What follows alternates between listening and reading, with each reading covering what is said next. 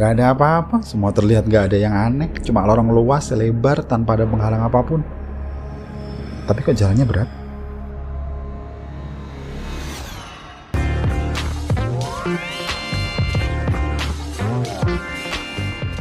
Ini kejadiannya udah 15 tahun lebih sih. Kisah ini kejadiannya di salah satu perusahaan manufacturing yang besar. Tapi maaf, nama sama lokasi top secret ya, rahasia. Ini pabrik punya 3 lantai dan semua lantainya itu untuk memproduksi produk elektronik.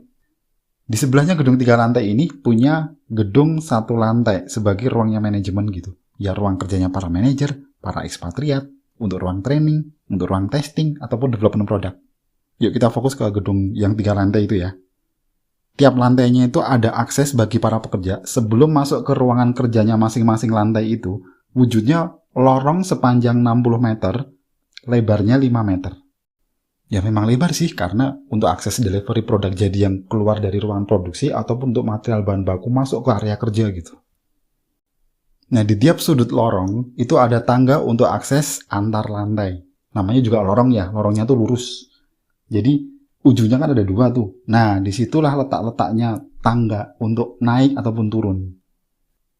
Jadi dari tangga manapun kalau mau masuk ke pintu akses ruang kerja yang di tengah itu jaraknya sama.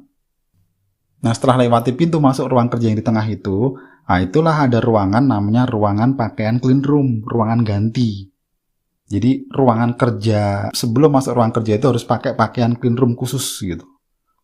Pakaian clean room? Pakaian clean room itu apa? Yaitu pakaian kayak bentuk ala-ala ninja. Bentuknya dia orang kalau udah pakai pakaian clean room itu cuma kelihatan 2 matanya tok gitu. Setiap pekerja pakai pakaian itu tujuannya itu bukan pekerjanya yang dilindungi dari produk itu, bukan.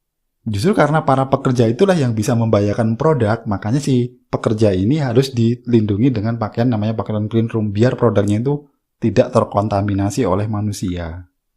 Dan kalau sudah si pekerja ini udah pakai pakaian ala ninja, pakaian clean room gitu kan, baru melewatilah pintu khusus bisa ke ruangan kerja di dalamnya. Jadi bersekat-sekat gitu ya. Dah itu dulu aja, divisualisasikan gambarannya ya. Kondisi tiap lantai itu kayak gitu, persis.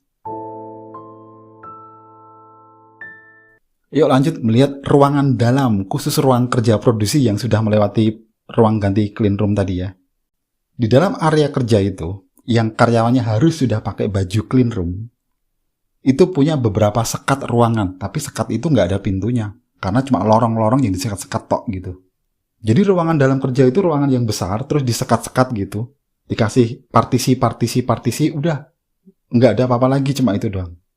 Jadi bayangannya bukan seperti ruangan terbuka gitu, terus para karyawannya kepalanya kelihatan semua gitu, nggak kayak itu, nggak.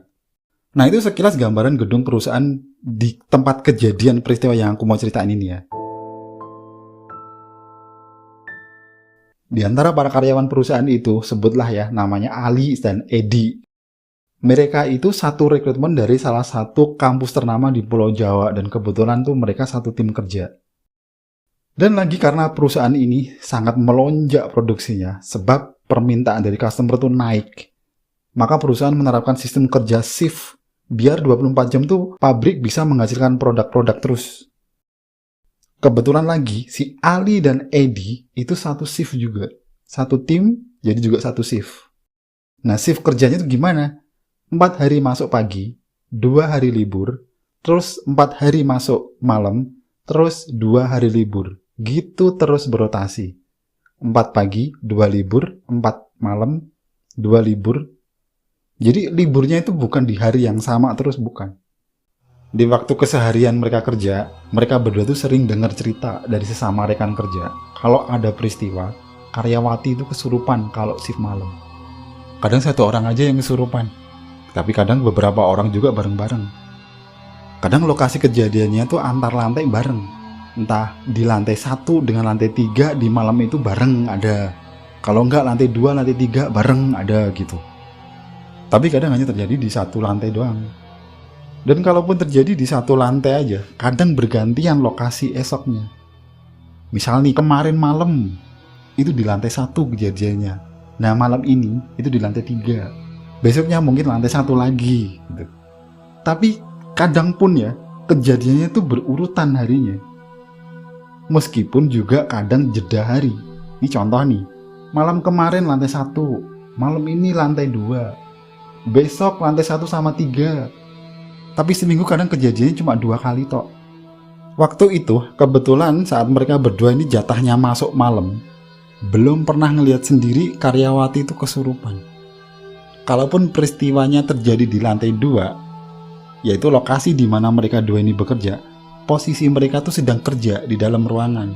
Terus karyawati yang kesurupan tuh lokasinya beda sekat. Karena tiap ruangan kerja utama itu kan masing-masing lantai ada sekat antar bilik. Masih ingat kan yang ceritaku tadi itu? Jadi meskipun terjadi sama-sama di lantai 2, lagi-lagi mereka cuma dapat cerita tok. Lalu karyawati yang kesurupan diapain? Mereka dibawa ke ruang ganti pakaian clean room tadi, disadarin di situ dulu dengan bantuan karyawan kek atau satpam kek, yang penting yang bisa ngobatin. Nanti kalau udah sadar, baru dibawa ke klinik perusahaan yang letaknya di dekat pos satpam di lantai 1 juga. Sampai staminanya karyawati itu pulih, barulah boleh balik ke ruangan kerja. Tapi kalau nggak pulih lagi staminanya, nggak memungkinkan untuk kerja, ya udah istirahat di klinik itu sampai jam kerjanya berakhir ya terus pulang. Kebayang nggak tuh kalau gimana kalau yang kesurupan tuh rame-rame, padahal ruangan klinik itu cuma satu ruangan tok. Kejadian ini sudah sampai ke pihak manajemen, hingga manajemen membawanya ke rapat manajemen untuk dapetin solusi. Pihak manajemen sih khawatir kalau kondisi berlarut-larut gimana, terus nanti kalau kesurupan massal gimana, produksinya gimana. Tapi meski demikian, ada beberapa orang ekspatriat itu kan pekerja dari luar negeri ya, itu nggak percaya sama sekali dengan namanya kesurupan. Hingga ada satu pekerja ekspatriat itu memberanikan diri masuk shift malam hanya untuk ngelihat langsung kejadiannya. Sebut aja namanya Mr. Lee. Karena semua pekerja ekspatriat itu masuk kerjanya pagi. Nggak ada ceritanya pihak manajemen itu masuk shift, itu nggak ada. Hingga suatu malam, hari Kamis, jadi malam Jumat kan, terjadilah apa yang dikhawatirkan pihak manajemen. Kesurupan massal. Malam itu, beberapa pekerja di lantai 1 dan lantai 3 bareng-bareng kesurupan. Itu jumlahnya hampir 30 orang karyawati. Terpaksa hasil produksi harus kena imbas, alias menurun. Karena selain jumlah yang kesurupan, yang hampir 30 tadi, ditambah beberapa karyawan yang bantu nyembuhin dan membawa ke klinik juga kan. Jadi otomatis lebih dari 30 yang tidak megang produksi.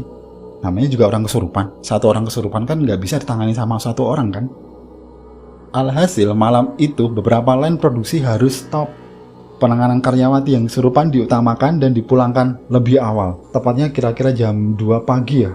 Jadi mereka bareng-bareng dipulangkan ke mes pekerja masing-masing di jam yang sama. Biar serentak, biar rame-rame. Sedangkan minimal supervisor dan engineer, termasuk Ali dan Edi, tetap di pabrik sampai datangnya waktu pergantian shift karyawan untuk handover.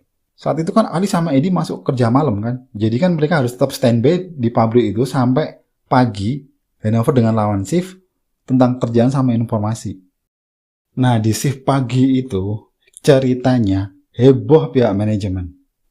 Gimana enggak? Beberapa line produksi aja harus stop. Berapa produk yang harusnya ada output, tapi segitu banyaknya harus stop, nggak ada output sama sekali, sedangkan permintaan customer itu banyak. Mau nggak mau pagi itu rapat manajemen untuk nyari solusi gimana lah pokoknya gitu. Sedangkan Mr. Lee ini langsung mulai masuk shift malam lah di hari itu juga. Nah terus ceritanya kan tadi jam 7 pagi tuh, kira-kira jam 7.30 kan sudah bergantian shift kan. Handover kerjaan beres, semua informasi sudah di handover ke tim shift pagi, jadi mereka pulang. Hingga waktu bergulir sampai sore, tibalah waktunya si Ali sama Edi ini harus siap-siap berangkat kerja lagi, karena di hari itu mereka harus masih shift malam lagi. Begitu tiba di pabrik, ada informasi kalau manajemen sudah punya solusi dari peristiwa yang semalam. Informasi yang beredar, solusinya memanggil paranormal untuk datang ke pabrik dan menyelesaikan masalah itu. Edi dan Ali malam itu ya kerja seperti biasa aja. Bagi mereka yang penting kan udah ada solusi. Terlepas bagaimana cara paranormal mengatasinya, biar aja, itu kan urusan dia. Sore hari bergulir menuju tengah malam, tepatnya di jam 12. Waktunya lah istirahat makan. Tapi Edi dan Ali memilih agak nanti aja lah, karena nanggung masih ada kerjaan yang harus diselesain kan. Durasi istirahat sih 1 jam. Akhirnya, jam menunjuk pukul 00.40. Mereka berdua memutuskan untuk mulai istirahat. Artinya, kan mereka harus kembali kerja di pukul 01.40. Mereka berdua turun nih ke lantai 1 menuju kantin untuk makan malam. Dilanjutkan sholat di musola yang lokasinya di samping kantin persis.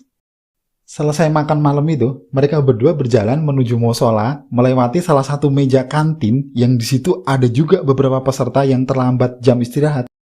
Jadi Ali sama Edi kan melewatin mereka tuh. Mereka kan duduk di kursi kantin bersama satu orang, pakaiannya pakaian bebas. Pakai kemeja merah. Kelihatan banget kalau bukan karyawan. Karena pakaian karyawan bukan kemeja merah, bukan warna merah. Dan petugas kantin juga bukan itu pakaiannya. Ali yang menyapa mereka semua sambil numpang lewat menuju musola, ngelihat satu kejadian yang aneh. Ali ngelihat pria berkemeja merah itu terkaget dengan wajah seperti sedang ngelihat hantu. Tapi tatapannya ke arah Edi. Apalagi ketika pas kaget itu, si pria berkemeja merah itu sambil gerak mundur, hampir kejengkang dari kursi duduknya. Ali nggak ngelihat hal aneh sih pada sekitarnya, apalagi ke Edi. Jadi terus aja berjalan ke musola gitu aja. Si Edi malah nggak ngelihat apa-apa, kejadian barusan juga nggak tahu, nyelonong gitu aja ke musola. Selesai dari musola, mereka berdua, Edi dan Ali, bergegas menuju ke lantai 2 tempatnya mereka kerja, lewat tangga sudut pojok terdekat dari kantin. Setelah menaiki tangga, artinya mereka sudah di lantai 2 kan? Mereka melewati lorong menuju pintu clean room yang di tengah lorong. Seperti aku bilang di awal tadi, untuk menuju pintu clean room yang di tengah lorong, mereka harus melewati lorong dulu kan? Nah, dalam perjalanan di lorong itu, tiba-tiba Edi berjalan melambat, terus berhenti, seperti gerakan pantomim. Ali heran, "Lo ngapain, Ed?" Edi nggak ngejawab, malah terlihat sedang berpikir serius. "Woi, Ed!" Suara Ali baru ngagetin si Adi. Seperti ada yang nahan aku untuk gerak maju," sahut Edi. "Apaan sih? Jalan tinggal jalan juga, nggak ada siapa-siapa, cuma kita doang. Udah pada kerja semua di dalam. Ayo lanjut Ali sambil narik tangan si Edi untuk berjalan ke arah pintu clean room. Nah, sekarang giliran Ali yang heran. Gimana enggak? Ali narik tangan Edi untuk gerak maju, rasanya berat banget. Rasanya seperti Edi dicor semen kakinya. Padahal nggak ada penghalang apapun untuk jalan ke depan. "Ed!" Ali cuma bisa manggil sambil ngelihat Edi dengan raut muka heran. "Aku nggak ngerti juga ini. Rasanya ada yang nahan aku dari depan seperti nggak boleh lewat," jawab Edi ngejelasin apa yang tidak dia rasakan. Lalu Ali berpindah posisi, coba berada di belakang Edi, lalu mendorongnya ke arah depan. Lebih kaget lagi, kali ini Ali ngerasain seperti tolakan dorongan berlawan arah yang dirasain Edi. Persis kalau mainan dua magnet yang berhadapan kutub yang sama, terus dideketin. Gaya tolak-menolaknya itu persis yang Ali rasain saat dorong Edi. Mereka sepakat maksain diri maju karena nggak mungkin muter turun tangga ke lantai 1, lalu naik ke lantai 2 menggunakan tangga satunya di sudut lain. Hasilnya, Edi mulai bisa bergerak ke arah depan, pelan seperti orang tua usia lanjut. Tapi setelah berlalu setengah meter, semua seperti normal kembali. Langkah Edi seperti biasa lagi. Sambil tetap berjalan ke depan, mereka berdua saling pasang muka keheranan sambil lihat-lihat sekeliling area yang baru aja mereka lewati. Gak ada apa-apa, semua terlihat gak ada yang aneh, cuma lorong luas, selebar, tanpa ada penghalang apapun. Tapi kok jalannya berat? Dengan menyisakan tanda tanya itu, mereka tetap masuk ke ruangan clean room, pakai pakaian clean room, terus lanjut masuk ke ruangan kerja, dan beraktivitas bekerja seperti biasa. Namun, karena keperluan pekerjaannya, mengharuskan Ali dan Edi ini mampir dulu ke sekat yang terdekat dengan pintu masuk sebelum ke ruang kerjanya yang letaknya itu paling jauh dari pintu masuk. Setelah beberapa saat mereka berdua menyelesaikan keperluannya itu, Edi yang keperluannya sudah selesai duluan bilang ke Ali kalau dia mau duluan ke ruang kerja. Sementara si Ali masih butuh waktu beberapa saat di situ. Hingga 10 menit kemudian, Ali selesai keperluannya, terus berniat nyusul Edi ke sekat ruang kerjanya yang paling jauh dari pintu masuk tadi. Sementara, si Ali masih butuh waktu beberapa saat di situ. Hingga 10 menit kemudian, Ali selesai keperluannya, terus berniat menyusul Edi. Tapi baru hendak melangkah, salah satu karyawati, sebut aja namanya Siti, sempat menyapa lalu nanya, "Pak, orang itu orang mana sih?" "Yang mana?" tanya Ali balik. "Yang bareng tadi kesini," jawabnya. "Oh, Edi, orang Jawa, temanku sekampus. Emang kenapa?" tanya Ali. Orang itu ada yang ngikutin terus di belakangnya tiap hari," jawab Siti. Ali mengernyitkan dahinya. "Hah? Maksudnya?" Belum sempat menjawab, teman Siti yang di sebelahnya, namanya Intan, memotong pembicaraan. Gini Pak, dia ini, sambil nunjuk ke arah Siti ya, termasuk yang sering kesurupan. Tiap hari ngelihat kalau Pak Edi ada yang selalu mengikutinya, tapi katanya yang ngikutin itu baik, hawanya adem. Edi diikutin makhluk halus? Kata Ali bingung. Siti pernah cerita kalau hal itu sejak pertama lihat Pak Edi kerja di sini sih Pak, kata Intan. Dari informasi dua karyawati itu, akhirnya Ali sudah bisa menarik benang merah tentang kejadian saat menuju musola tadi. Terus aku harus ngapain sekarang? Ngasih tahu Edi gitu? Tanya Ali. Enggak Pak, kami cuma mau cerita aja kok, sahut Intan. Oh ya udah, makasih ya, udah dikasih tahu. Ujar Ali sambil pamitan lalu menuju sekat ruang kerjanya. Ali nggak nanyain ke Edi, cukup tahu aja. Lagi pula soal kejadian yang di lorong masih misteri kan? Sebab saat jam istirahat makan, melewati lorong yang sama, tapi baik-baik aja. Begitu balik ke ruang kerja, baru terjadi. Dah lah ya, mereka kembali kerja seperti biasa, hingga jam istirahat berikutnya, tepatnya saat subuh. Edi dan Ali melewati lorong yang sama, mereka pikir bakal kejadian lagi. Ternyata enggak. Hanya saja Edi merasa sedikit perih di punggungnya saat melewati lorong itu lagi. Nah, mereka istirahatkan menuju kantin tuh. Setelah di kantin, sambil menikmati makanan ringan dan kopi gitu, terdengar cerita kalau tadi sempat terjadi kesurupan di lantai 1. Nah, kabarnya saat kejadian, pas Mr. Lee berada di kantin yang sama-sama lokasinya di lantai 1 kan. Nengoklah Mr. Lee ini ke ruangan clean room lantai 1. Di situ katanya, Mr. Lee menegur yang kesurupan. Dia kan nggak percaya tuh. Begitu ditegur, karyawati yang kesurupan ini sempat ngamuk, terus mendorong Mr. Lee dengan satu tangan sampai Mr. Lee kejungkal jatuh. Padahal Mr. Lee ini gemuk loh, kira-kira hampir 90 kilo. Sedangkan karyawati yang kesurupan ini kurusan, paling hampir 50 kilo lah. Karena dorongan karyawati tadi, Mr. Lee sempoyongan berdiri tuh beberapa saat. Lalu sambil sedikit berlari, meninggalkan clean room, balik ke ruang office-nya yang di gedung 1 lantai sambil ngos-ngosan. Dan kabarnya lagi, begitu pria berkemeja merah datang ke clean room, karyawati yang kesurupan tadi lantas pingsan. Gangguan jin tiba-tiba pergi gitu aja. Dari peristiwa itu, akhirnya diketahui bahwa pria berkemeja merah tadi itu adalah paranormal yang ditunjuk perusahaan. Dan kabarnya lagi, paranormal itu melakukan bertahap memagari tiap lantai. Mulainya dari lantai 2, tepatnya setelah jam istirahat malam tadi. Nah, Ali menemukan lagi benang merah misteri peristiwanya Edi di lorong tadi. Oh, itu sebabnya. Pantesan si Edi seperti itu waktu di lorong, gumam Ali. Waktu berlalu hingga hari sudah pagi. Nah, waktunya lah Ali dan Edi ini pulang kerja. Dan ketika malamnya, kan mereka harus kerja malam lagi tuh, belum ganti shift, belum libur. Dikabarkan, kalau Mr. Lee nggak lagi mau masuk malam, udah kapok katanya. Dan ternyata di malam itu, si paranormal sudah menyelesaikan tugasnya dengan memagari gaib semua lantai. Dan percaya nggak percaya sih, setelah itu, kejadian kesurupan sudah nggak ada lagi. Lalu tentang Edi, akhirnya Ali menceritakan ke Edi tentang apa yang disampaikan Siti di ruang kerja, dan juga kejadian di kantin ketika menuju musola. Di situ Edi bilang kalau memang pernah diberi bekal dalam tanda kutip oleh kakek buyutnya sebelum merantau. Entah maksud dan tujuannya apa, karena perintahnya hanya disuruh membawa benda kecil di tas. Dan nggak tahu kalau ternyata seperti itu. Ya, apapun itu kembali ke kepercayaan masing-masing ya.